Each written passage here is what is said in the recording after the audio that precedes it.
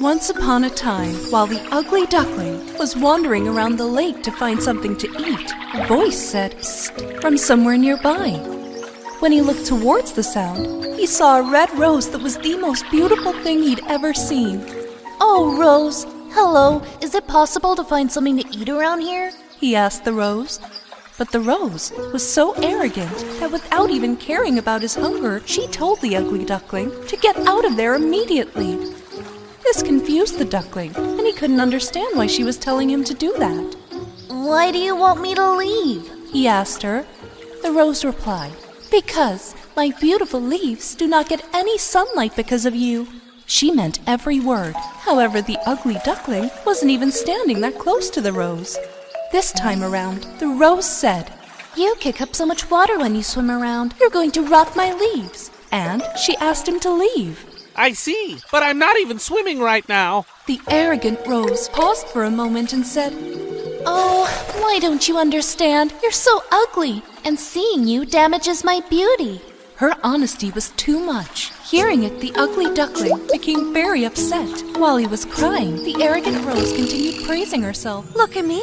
My leaves are so soft and shiny. See how they shine. They're not hard like those pale gray feathers of yours." The ugly duckling couldn't take it anymore. "If I don't give you water from my lake, those soft leaves will dry up, and then they'll fall off," he told her. And in response, "Instead of giving me water, wash yourself first. Compared to my beautiful aroma, you smell absolutely awful," the arrogant rose said. The ugly duckling smelled himself. No, this is my normal scent, and it's not bad. You're such an arrogant rose. The ugly duckling got angrier and angrier and decided to swim away. The days and nights passed by. The arrogant rose began to wither from thirst. And just then, she lifted her head and saw the ugly duckling swimming around. "Hey, ugly duckling, for a long time no one has come here. I wonder if you could give me some water from the lake. Look at me. My leaves are drying up." The ugly duckling remembered the conversation they'd had the other day. You said that the water of my lake would rot your leaves. What changed? Just as they were about to get into another fight, a farmer passing by noticed the rose was withering, and the duckling was starting to get weak with hunger. My little sweethearts, hasn't anyone taken care of you?" he said as he approached them with compassion. He took the bread out of his pocket and threw it into the lake. While the ugly duckling was happily eating the bread, the farmer poured handfuls of water that he took from the lake onto the rose's petals. The kind-hearted farmer came to the lake every day and kept on feeding the duckling and watering the rose. And when the duckling everyone thought was ugly grew up, he became one of the most beautiful swans that was ever seen. When the farmer saw him, he couldn't believe his eyes. Even the arrogant rose was so impressed by his beauty that she regretted what she said to him. "I have been unfair to you. Can you ever forgive me?" And the swan agreed to forgive the arrogant rose because she'd become kind. This is how the friendship between the beautiful swan, who everyone thought was ugly, and the rose began. Because love is the cure for everything, even for arrogance. Once upon a time, in a land far, far away, there was a small but dense forest. The trees whispered to one another, and the flowers pollinated each other, and all the plants enjoyed being together as a forest. One day, one of the beautiful days of spring, between a cactus and a sunflower, a glowing seed started to grow. This growing flower was a gorgeous rose with crimson petals. "Hello, my name is Rosie." "I'm a cactus. Nice to meet you." "Your petals are so beautiful, Rosie. I wish I had petals like yours." Thanks, but not everyone can be smart and beautiful and fragrant, right? Rosie's haughty response surprised everyone. She was such an arrogant flower, even though she had just bloomed. I am obviously the most beautiful flower here. Look at my shiny petals. There are lots of beautiful plants here, Rosie. You are just one of them. What? How dare you compare me with the prickly cactus? I am much more beautiful than he. Cactus was very upset about what he heard, and he could not say anything. It's not nice what you said to the cactus, Rosie. And you have thorns too. Actually, it's not nice to compare a cactus with a beautiful rose like me. What would you know about beauty? You don't even bloom. Neither the cactus nor the sunflower or the trees could get used to Rosie's attitude because she was a flower that constantly praised herself. Days passed, and summer finally came. The sunflower was so happy. With her bright yellow face, she followed the sun's rays all day long. Cactus, on the other hand, drank the water he had stored throughout the winter and kept himself vigorous and healthy all summer long. Even some tiny birds visited the cactus to drink water. Other plants were not able to store water like cactus for this hot weather. And Rosie even began to wilt because of thirst. Will it ever rain here? Winter has to come for it to rain, Rosie. But I am about to wither from this thirst. All my beauty is gone. You can ask Cactus for help if you want. Rosie saw that the cactus was happy to help other flowers, but she was too proud to speak up because she always said bad words to him. However, when another petal withered and fell from her head, she put her pride aside and was willing to be embarrassed. She asked the cactus for help.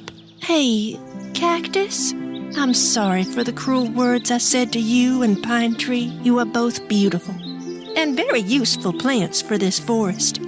Can you help me too? Cactus saw that Rosie was choosing to be humble and had put her arrogance aside, so he shared his water with her. She could feel life spring up inside her once again, and her bright petals spread out in the rays of the sun. From that day on, Rosie learned not to judge her friends by their looks, because no matter how different we look from each other, each one of us is designed with beauty and helpfulness. On a little farm lived a cute duck family. Mummy Duck was sitting on her eggs waiting for her new ducklings to hatch. There were exactly 7 eggs that were waiting to hatch. One sunny morning, the eggs began to hatch. Soon after, with great joy, the 6 little ducklings began to hatch. The ducklings were trying to adapt to the new world. They were quacking and walking around Mother Duck. However, the largest egg of them all was still trying to hatch, and Mother Duck began to worry. She thought that there might be something wrong. She decided to wait a little while longer. And at last, the 7th and the largest egg hatched. With great confusion, the poor ducklings began to look around. Little did he know his mother and siblings were a bit more confused than he was. Because this duck, in particular, did not look like his siblings. He was built much more broader and had grey and white feathers. The other ducklings began to laugh at him. What an ugly duckling you are! You look nothing like us. I don't get it.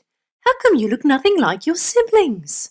Ugly, ugly, ugly, ugly, ugly, ugly. Some time later, the ducklings all grew older. But the ugly duckling was much bigger than the others, even the colour of his feathers. You grew up so fast. How did you turn out to be so different? Time was passing by, and the ugly duckling was growing up to be a different and sad duck. None of his siblings wanted to play with him. We won't play with you because you're ugly. All the other animals on the farm were making fun of him. Ugly duckling, ugly duckling. Na na na na na na, ugly duckling, ugly duckling. Mother Duck, on the other hand, was doing her best in protecting him. My poor duckling, why are you so different than the others? As the days passed, the poor ugly duckling was feeling horrible.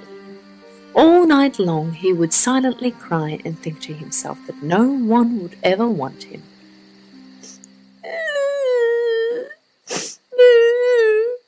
Why am I so ugly?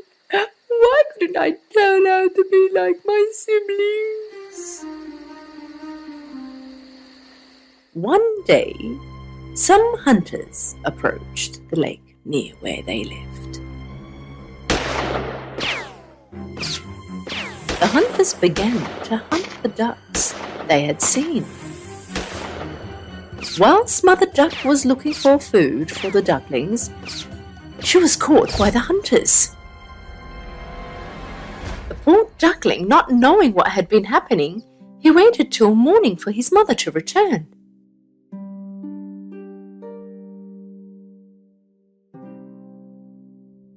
Poor duckling didn't know what to do. First he went next to the dog, and the dog told him to go. Go away. No one should see me talking to an ugly duck like you. A while later, he went next to the chicken, but the chicken also made fun of him. Even I'm better looking than you. Ugly Duckling was very sad. No one wants me here. If my mother isn't coming back, there's absolutely no reason for me to stay on this farm.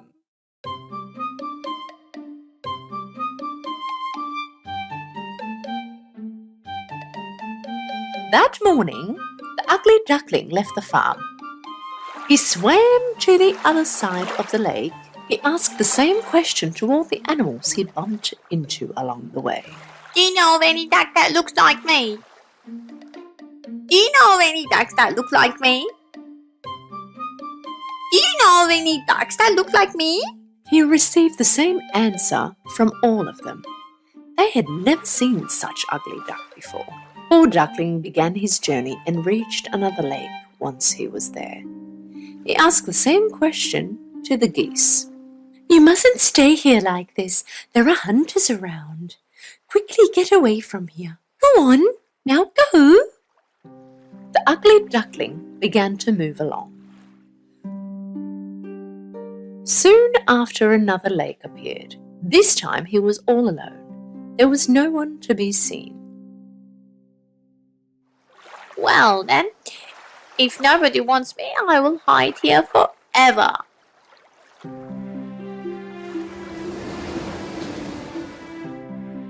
Even though he was all alone, he was very happy. One day, he saw a horde of white, long-necked birds migrating to the south. He looked at them with admiration. How beautiful they are. I wish I could be like them. Winter had come and snow had begun to fall. The ugly duckling fell in love with the sight of his first ever snow. Playing around, he was covered in white snow. Due to the heavy snow, the ugly duckling was finding it hard to find food. So off he went walking around trying to find food. He was cold and tired. Meanwhile, he came across a farmer. The farmer felt sorry for him and gave his jacket. You poor thing, how cold you are. I will take you home and look after you until you grow.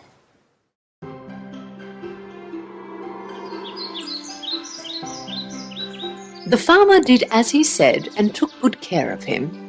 When spring had arrived, the ugly duckling had grown. So that he would have free space to move around, the farmer decided to leave him in a lake. All alone once again. After some time had passed, the ugly duckling looked at his reflection in the water, but he was amazed at what he saw. At first, he couldn't recognize himself. He thought there was someone else behind him. So he flipped his wings and noticed that his reflection was doing the same thing. He stretched out his neck and his reflection continued to copy his movements. Right then he knew that this amazing bird was no one other than himself. Oh, how much I've changed. I look like the birds in the sky. I must return back home and show myself at once. And off he went. While he was swimming in the lake, he came across a wedge of swans. Because he was one of them now, they took him along. Ugly Duckling was travelling in joy with the swans. A boy at the lake shore yelled out to his friends when he saw the swans. Hey, look at the young one. All the way back. Must be the most beautiful swan I've seen. Yes, from the beginning, he indeed was a swan. He was just an unfortunate egg which got mixed up in between the ducks.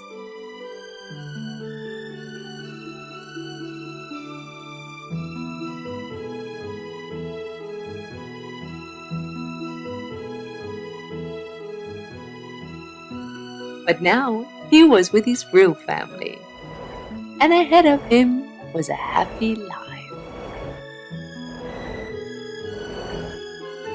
Once upon a time, in a forest far away, there was a tiny frog named Tiddalik. Tiddalik loved to play in sunny weather. He met some of his friends by the lake, and he jumped on the lotus flowers with them.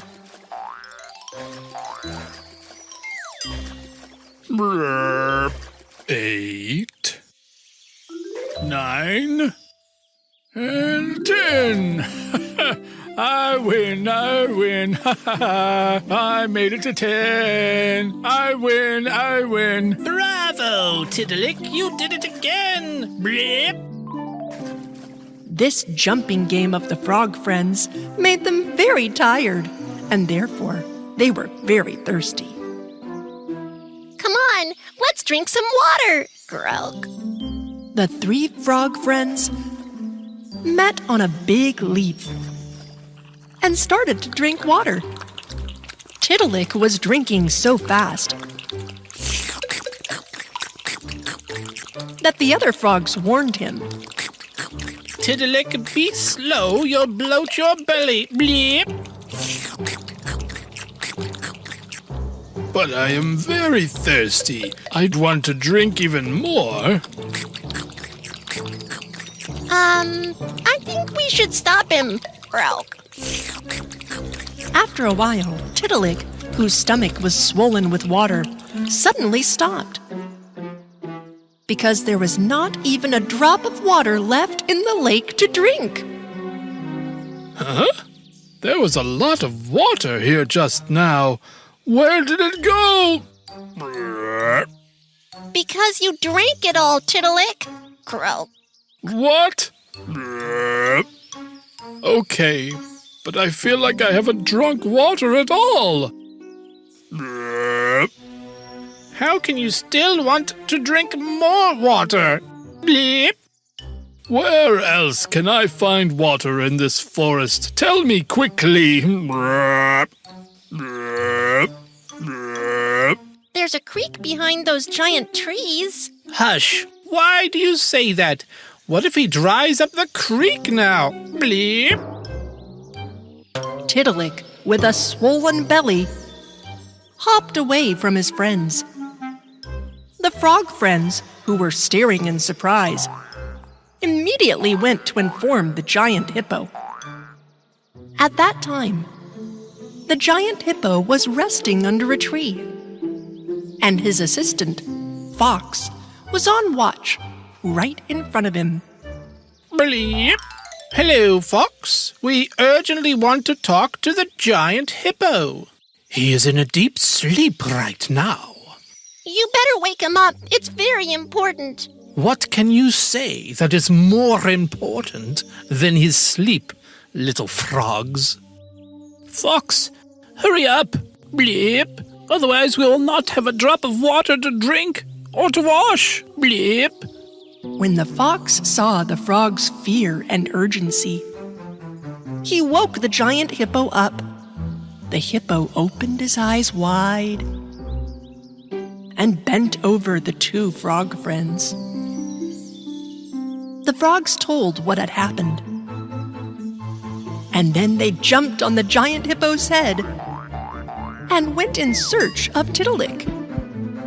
If we run out of all our water, it will be a disaster for the jungle animals. At that moment, the bloated Tiddalik arrived at the creek.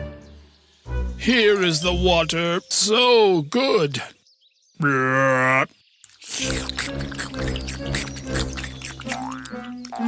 A rabbit, who saw the frog Tiddalik drinking water by the creek, was going to come to the edge and drink water. But the frog warned him. Hey, rabbit, all the water here is mine. Go drink water from somewhere else. But there is no other water around here. Even the lake has dried up. The frog drank all the water from the creek without listening to what the rabbit said. Now, he has an even bigger belly than before. Where else can I find water here? The rabbit's eyes widened in surprise. You finished the water of the creek before I could take a sip, and you still want to drink water? Yeah. I drank the lake. I fished the creek. I'll drink all the water. Tiddalik continued to search for water in the forest, with his big belly growing larger by the gulp. Wherever he saw a small puddle, he started to drink and drink it. The inhabitants of the forest were very surprised when they saw the dried lake and the creek that no longer flowed. Neither an owl could find water, nor a gazelle. Finally, the giant hippo and little frog friends saw the sad rabbit standing by the creek. Have you seen a frog that is greedy for water here, rabbit? Yeah, he went that way. He even drinks tiny puddles formed by rain. The giant hippo sprinted with all his might and followed Tiddalik's trail, and other forest animals followed after him. The frog, Tiddalik, was just about to drink the last puddle he found when the hippo and dehydrated forest dwellers appeared before him. Tiddalik, stop! You drank all the water in the forest and left us no water to drink. You must give back the water of the lake and creek. Your frog friends are telling the truth, Tiddalik. A huge hippo like me and that tiny bird you see need water too. Even plants, trees, insects need water. Please open your mouth and give us back the water you filled in your stomach. Even though the inhabitants of the forest begged Tiddalik, whose belly was full of water, he was not willing to give back the water he drank. What are we going to do? If we can make him laugh, he can't hold back any longer and he'll give back all the water. Yeah! Great idea! Besides, Tiddalik loves to laugh. the rabbit found a hat and started entertaining the frog.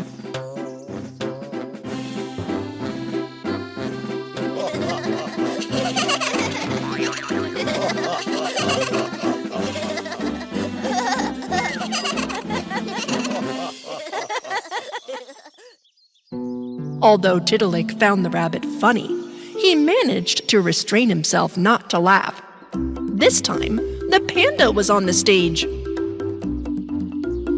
He started dancing so funny that everyone in the forest started laughing at him.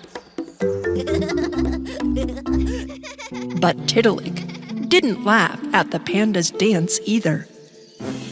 Then the little squirrel quickly started to draw a picture. The forest dwellers began to wait in anticipation. Everyone laughed when the squirrel showed him the picture he made. But Tiddalik didn't. In the end, the giant hippo was on the stage, not to make them laugh, but in anger. Now I am very angry, Tiddalik. The giant hippo started with his huge body, jumping and grunting like a frog nervously. All the animals were laughing because whatever the hippo was doing looked funny. Finally, the frog Tiddalik could not stand it and started laughing like the others at the hippo. Just as his mouth was opened, all the water he drank gushed out everywhere. The lake has returned to its original state. The creek started to flow again, and even small puddles have finally filled their place. As Tiddalik laughed, his belly shrunk. He's back to his old cute frog form. Well done, Tiddalik. You didn't leave all us many forest dwellers thirsty. You don't have a big belly anymore. You can easily jump on lotus leaves. Oh, I had a huge belly. Now I feel so relieved. The next time you feel thirsty, think about others. Everyone else in this forest needs water as much as you. For example, I need to go and take a shower right now. You are right, my friends. The forest dwellers were very happy to have water again, because water is the most valuable part of the forest. Once upon a time, there was a baby elephant named Dimbo who lived with his parents and was very bored of his life in the forest. He wanted to go far and explore new places. He would go around the whole forest and meet new people, but his friend the little mouse kept telling him that the world was very big and that there were too many other places still to be seen. So Dimbo made up his mind. He was going to go on a long journey and explore new destinations. One day, he went over to his parents to tell them all about it. I'm bored of being in the same forest. I want to go and explore new places. My baby, this is our home. And plus, we don't know what's out there for us. Out of the forest? Humans can be very dangerous. Dimbo listened to his parents, but did not really take notice of what was being said. He still wanted to see the world out of the forest. The same night, after everyone fell asleep, he left home and began to walk towards the end of the forest. It was now too dark. He could hardly find his way. Right at that moment, he realized that something was coming towards him. Suddenly, before he could move further, he found himself in a big net. He tried to get away, but there was no hope. After a while, he heard some noises. People yelling, cheering. We got him! Yay! We got him! Oh, yeah! Don't hold his back! Come on! Before Before he could even understand what was happening, Dimbo moved up from the ground and into a dark box. The lid of the box shut down on him and the box suddenly began to move. Scared little Dimbo did not know what to do. Suddenly he heard a voice. So they caught you too, huh? When he looked at the direction of the sound, he realized it was one of the monkeys from the forest. Who got me? Humans. But why did they catch me? I didn't do anything to them. I didn't do anything either, but they're planning to do something to us. The monkey was right. The people who caught Dimbo and the monkey were working for a circus in the town. They were taking the animals that they had caught to the circus to use them in the shows. In the morning, when she could not see her baby, the mummy elephant got worried. She asked her children if they had seen Dimbo or not, but they had also not seen him since last night. In a hurry, Mummy Elephant went next to Daddy Elephant. Dimbo's not here, he's gone. So he did what he said. We have to find him before something happens to him.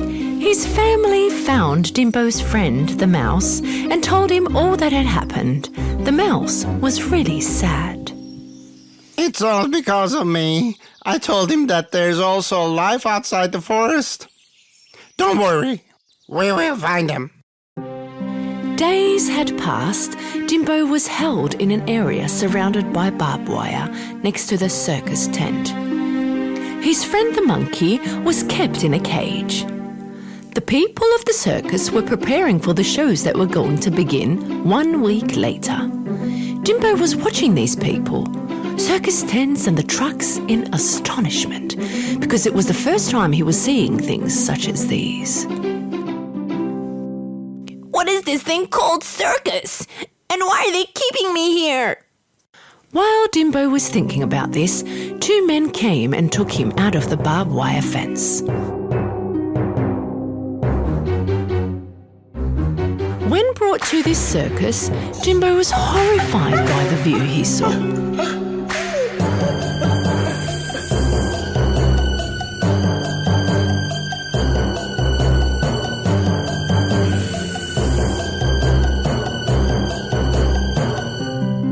A while later, the owner of the circus, who was also an animal trainer, came next to Dimbo with a whip in his hand. You will do the tricks exactly as I will show you. Best part of the show will be yours alone, or else you will not like your punishment. Dimbo was very frightened. He tried to do the tricks the circus owner was teaching him.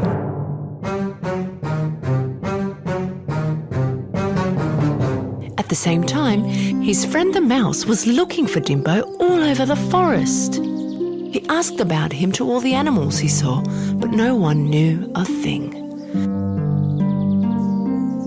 A small pink bird saw the hopeless mouse wandering around and flew next to him to ask what his problem was.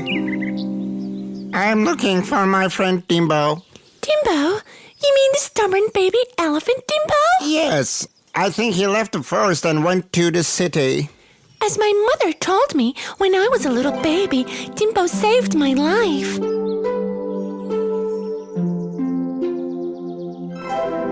If he's in trouble now, I would like to help. You can fly to the city to look for Dimbo. If he's there, I'm sure you're going to find him. Sure, don't you worry, I will find him. The little pink bird went up immediately and began to fly towards the city. After flying for a couple of hours, she noticed the big colourful circus tents and some trucks in the distance.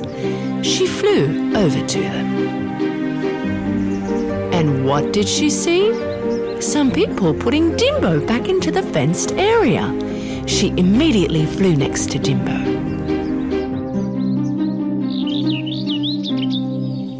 Hello, Dimbo. I'm so happy that I found you. Your family and your friends are so worried. Some people have imprisoned me here. They will put me in the show next week. Really? You don't worry, we will get you out of here. I will now go and let your family know about the situation. The bird flew up into the sky and made her way to the forest. Dimbo was very happy because he knew he was going to be saved. The little bird went next to Dimbo's family and told them all about it. Mummy and Daddy Elephant were very happy. We'll leave early in the morning. We will take our baby back from the humans. Early in the morning, Dimbo's family, the mouse and the bird began their journey to the city. The elephants and the mouse were not as fast as the bird. There was a long journey waiting for them. Back at the circus, Dimbo and the other animals were preparing for the big show. While the wild monkey was being funny with the clowns, Dimbo was trying to do the tricks the circus owner had taught him. Come on now, you have to jump higher. The circus owner was asking him to do things that an elephant could not do. So Dimbo remembered what had happened to him when he tried to do the things that the other animals had done.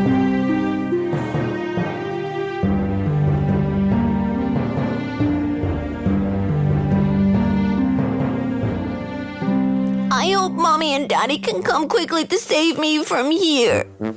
Exactly 1 day had passed by, and it was now the show day. Lights of the circus were shining, and a lot of people were coming into the tent.